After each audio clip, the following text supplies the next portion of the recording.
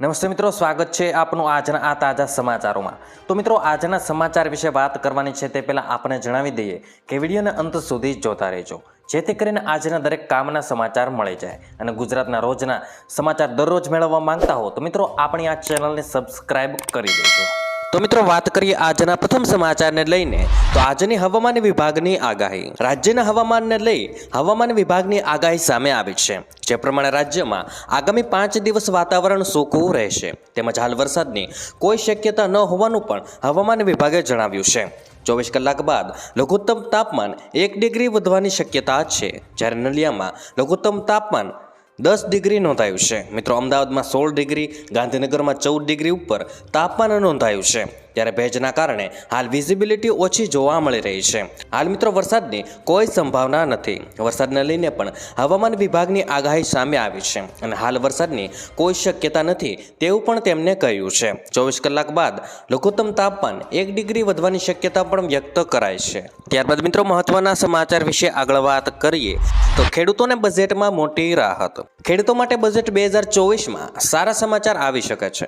નાણામંત્રી નિર્મલા સીતારામન 1 ફેબ્રુઆરીના રોજ બજેટ રજૂ કરશે। આગામી 2024માં લોકસભાની ચૂંટણી યોજાશે, તેથી સરકાર ખેડૂતોને ભેટ આપીને ખુશ કરવા માંગે છે।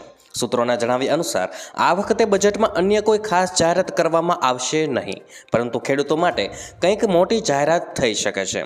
ખેડૂતો માટે પીએમ કિસાન યોજનાના હપ્તામાં વધારો કરવાની જાહેરાત થઈ શકે છે।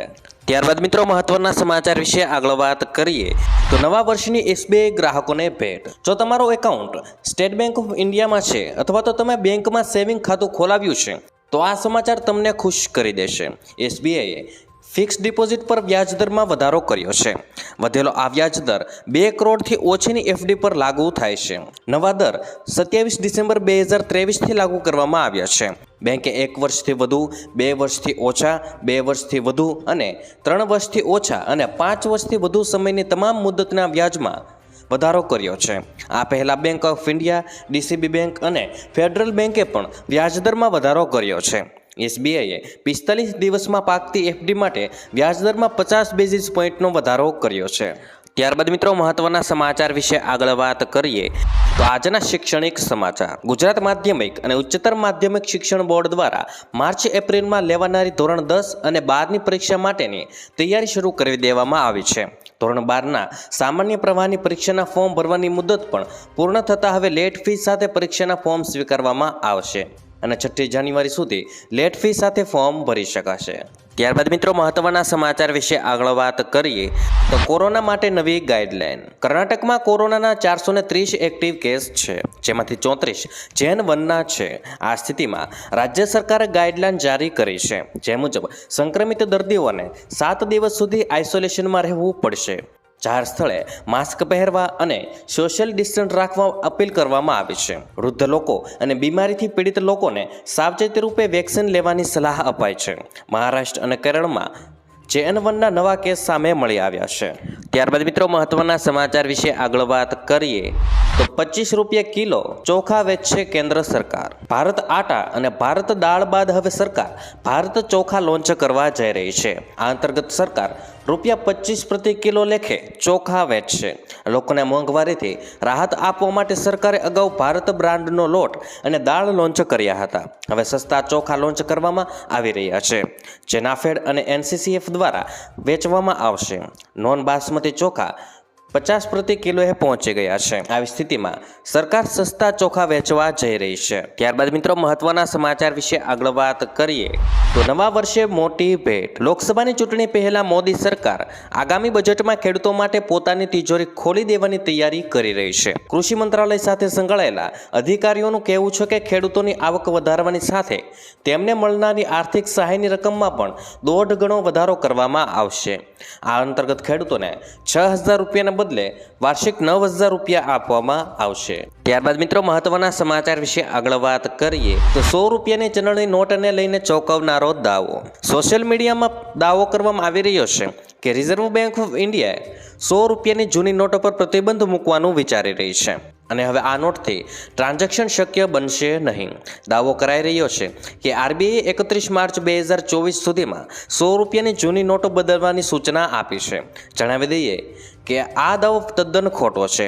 RBI અથવા સરકારે આવો કોઈ નિર્ણય લીધો નથી અને 100 રૂપિયાની નોટ પહેલાંની જેમ જ ચલણમાં રહેશે.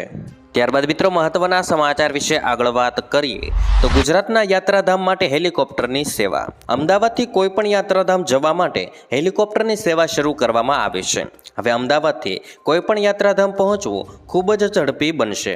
27 ડિસેમ્બરના રોજ ભૂપેન્દ્રભાઈ પટેલ એટલે કે આપણા દાદાએ આ સેવાનો પ્રારંભ કરાવ્યો હતો.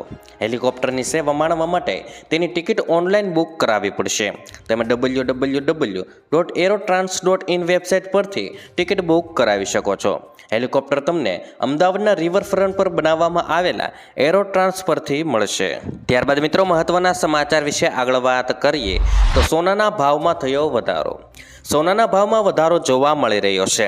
24 કેરેટ સોનું 187 રૂપિયાથી વધીને 61,031 રૂપિયા પ્રતિ 10 ગ્રામ થઈ ગયું છે, જ્યારે 22 કેરેટ સોનું 57,736 રૂપિયા પ્રતિ 10 ગ્રામ પર ટ્રેડ કરી રહ્યું છે. જોકે ગઈકાલે ચાંદીના ભાવમાં ઘટાડો જોવા મળ્યો હતો અને ચાંદી 225 રૂપિયા સસ્તી થઈને 74,693 રૂપિયા પ્રતિ કિલો થઈ ગઈ છે. ત્યારબાદ મિત્રો મહત્વના સમાચાર વિશે આગળ વાત કરીએ તો ગુજરાતમાં નવી લહેરમાં કોરોનાથી પ્રથમ મૃત્યુ. રાજ્યમાં કોરોનાનો વાયરસ ધીમે ધીમે ફરી ડરામણો બની રહ્યો છે. અમદાવાદમાં લાંબા સમય બાદ કોરોનાથી દર્દીનું મોત થયાના સમાચાર સામે આવ્યા છે.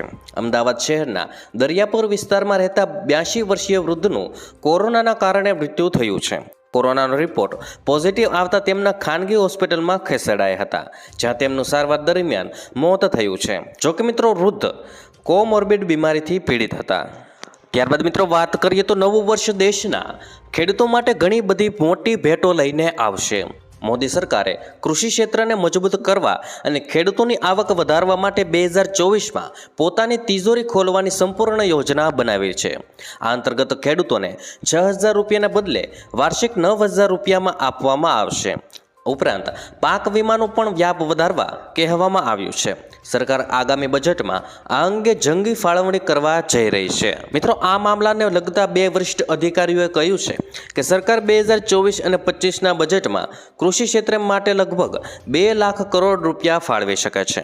આ વર્તમાન નાણાકીય વર્ષમાં જાહેર કરાયેલા 1.44 લાખ કરોડ કરતાં લગભગ 39% વધુ હશે. મિત્રો આ ભંડોળની મદદથી તે માત્ર ખેડૂતોની આવક વધારવામાં મદદ કરશે નહીં, પરંતુ પાક વીમાનો વિસ્તાર વધારવામાં પણ મદદ કરશે. મિત્રો કૃષિ મંત્રાલયનો હેતુ ખેડૂતોને વાર્ષિક ધોરણે આપવામાં આવતી નાણાકીય સહાયની રકમ વધારવાનો છે. બજેટમાં ફાળવણી બાદ કૃષિ મંત્રાલય ખેડૂતોને મળતી 6,000 રૂપિયાની રકમ વધારીને 9,000 રૂપિયા કરશે. મતલબ કે હવે ખેડૂતોને 500 રૂપિયાના બદલે દર મહિને 750 રૂપિયાનો હપ્તો આપવામાં આવશે. હાલમાં PM કિસાન યોજના હેઠળ એક વર્ષમાં 6,000 રૂપિયા આપવામાં આવે છે.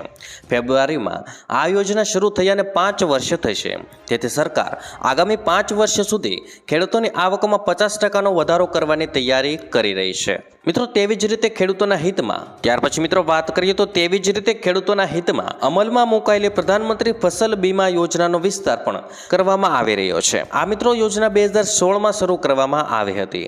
ખેડૂતોના પાકનો ખૂબ જ ઓછા પ્રીમિયમ પર વીમો લેવામાં આવે છે. આ માટે ખેડૂતોએ કુલ પ્રીમિયમના માત્ર 1.5 થી 5% જ ચૂકવવાના હોય છે, જ્યારે બાકીની રકમ સરકાર દ્વારા જમા કરવામાં આવે છે. મિત્રો આ વખતે બજેટમાં કેટલું ભંડોળ વધશે તેના વિશે વાત કરીએ તો આ વખતે PM કિસાન યોજના હેઠળ બજેટમાં 30% વધુ રકમ ફાળવવાની તૈયારી છે, જે ચાલુ નાણાકીય વર્ષમાં 60,000 કરોડ રૂપિયા હતી. આ જ રીતે પાક વીમા યોજના હેઠળ 17% વધુ બજેટ ફાળવવામાં આવશે, જે 2023 અને 24 માટે 13,625 કરોડ હતું.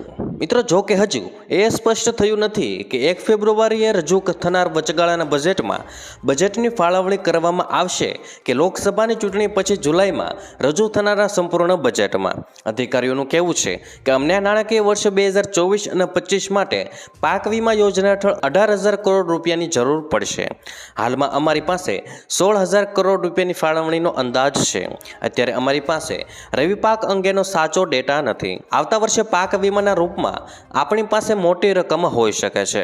આ વર્ષે જ પાક વીમા માટે 12,000 કરોડની જરૂર છે, જ્યારે આવતા વર્ષે મહારાષ્ટ્રમાં 5,000 કરોડનો બોજ વધુ વધે તેવી શક્યતાઓ છે. મિત્રો, કૃષિ મંત્રાલયની નિષ્ણાંત સમિતિના સભ્ય આદિત્ય શેષનું કહેવું છે કે ઉત્પાદન પર મોંઘવારી અને હવામાનની અસરને ધ્યાનમાં રાખીને ચોખા અને ઘઉંની MSP વધારવા અને PM કિસાન યોજનામાં સુધારો કરવા પર વિચાર કરવામાં આવી રહ્યો છે. આ વખતે મંત્રાલયના પાક વિભાગને પણ 18,000 કરોડની રૂપિયાની ફાળવણીની અપેક્ષા છે.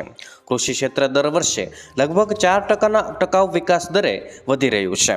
જોકે હજુ પણ નાના ખેડૂતો સમક્ષ ઘણા પડકારો છે અને આગામી બજેટમાં વધુ ભંડોળ ફાળવીને આ પડકારનો સામનો કરવાની સંપૂર્ણ તૈયારીઓ છે. નમસ્તે મિત્રો, સ્વાગત છે આપનું આજના આ તાજા સમાચારોમાં. તો મિત્રો, આજના સમાચાર વિશે વાત કરવાની છે તે પહેલાં આપણે જણાવી દઈએ કે વિડીયોને અંત સુધી જોતા રહેજો, જેથી કરીને આજના દરેક કામના સમાચાર મળી જાય. અને ગુજરાતના રોજના સમાચાર દરરોજ મેળવવા માંગતા હો તો મિત્રો આપણી આ ચેનલને સબસ્ક્રાઈબ કરી દેજો.